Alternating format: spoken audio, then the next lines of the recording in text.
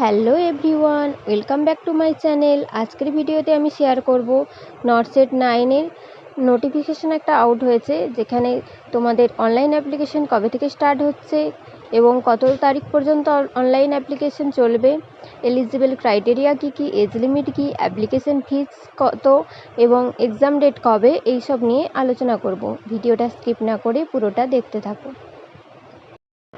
দেখতে পাচ্ছ AIIMS All India Institution of Medical Science New Delhi থেকে এই নোটিফিকেশানটা আউট করেছে, যেখানে দেখো অ্যাপ্লিকেশন ডেট দেওয়া আছে। অ্যাপ্লিকেশন শুরু হচ্ছে তোমার 22/7/2025 থেকে এবং চলবে তোমাদের 11/8/2025 5টা PM পর্যন্ত। তার মানে আজ থেকে অনলাইন অ্যাপ্লিকেশান শুরু হয়ে গেছে এবং 11/8/2025 পর্যন্ত তোমাদের অনলাইন অ্যাপ্লিকেশান চলবে। এইমসের দেখো হচ্ছে ওয়েবসাইট এখানে দেওয়া আছে, এই ওয়েবসাইটে কিন্তু তোমাদের অনলাইন অ্যাপ্লিকেশান করতে হবে। এখানে দেখো তোমরা কিন্তু লেভেল 7-এর স্যালারি পাবে, ঠিক আছে, এইমস নার্সিং অফিসারের। নেক্সট হচ্ছে এলিজিবল ক্রাইটেরিয়া, কারা কারা অ্যাপ্লাই করতে পারবে।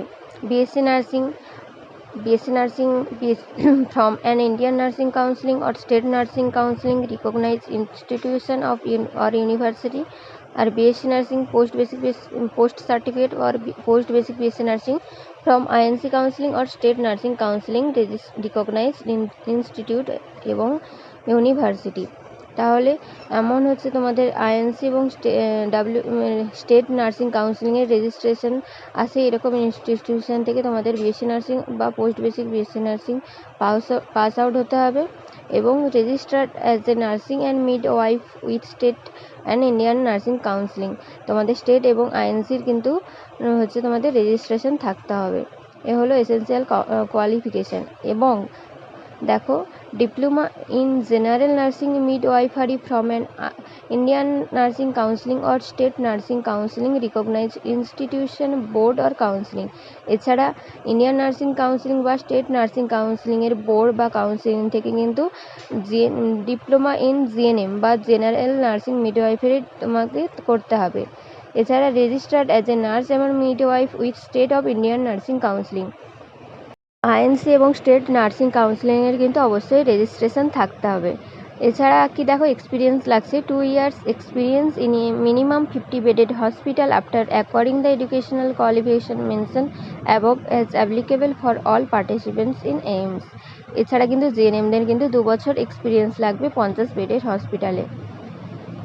আর দেখো তোমাদের এক্সপিরিয়েন্সটা কিন্তু কাউন্ট হবে রেজাল্ট আউটের পর এবং হচ্ছে তোমাদের রেজিস্ট্রেশন পাওয়ার পর কিন্তু তোমাদের এই 2 বছরের এক্সপিরিয়েন্সটা কিন্তু কাউন্ট হবে। এই হলো এডুকেশনাল কোয়ালিফিকেশান বা এলিজিবল ক্রাইটেরিয়া।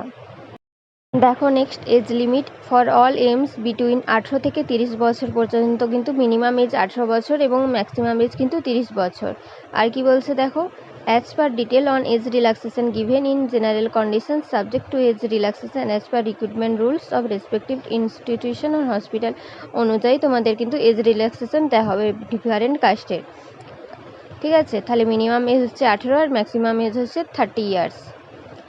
নেক্সট দেখো অ্যাপ্লিকেশন ফিস জেনারেল এবং ওবিসি ক্যান্ডিডেটদের জন্য লাগছে কত, 3000 রুপিস।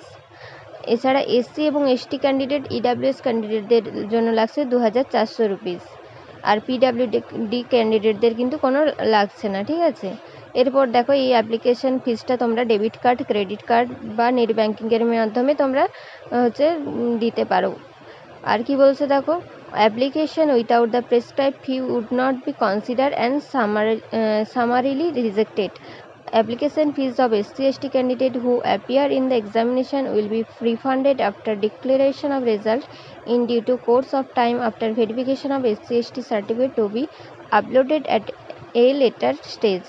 তাহলে কি বলছে, SC/ST ক্যান্ডিডেটদের কিন্তু যদি তারা হচ্ছে এক্সামিনেশনটা অ্যাটেন্ড করে তারপর কিন্তু এক্সামিনেশনের পরে তাদের রেজাল্ট বেরানোর পর কিন্তু তাদের কিন্তু হচ্ছে রিফান্ড করা হবে। তারা যে অ্যাপ্লিকেশন ফিসটা 2400 টাকা যেটা লেগেছিলো কিন্তু সেটা কিন্তু তাদের রিফান্ড করে দেওয়া হবে, ঠিক আছে। আর দেখো অনলাইন অ্যাপ্লিকেশন ফর স্টেজ 1 নটসেট 9-এর স্টেজ 1-এর প্রিলিম পরীক্ষাটা হবে, এক্সামটা হবে কবে দেখো 14ই সেপ্টেম্বর 2025 সানডে। আর মেন্স এক্সাম হবে স্টেজ 2-এর 27শে সেপ্টেম্বর 2025 স্যাটারডে, ঠিক আছে। এই হলো তোমাদের আজকের ডিসকাশনের বিষয়।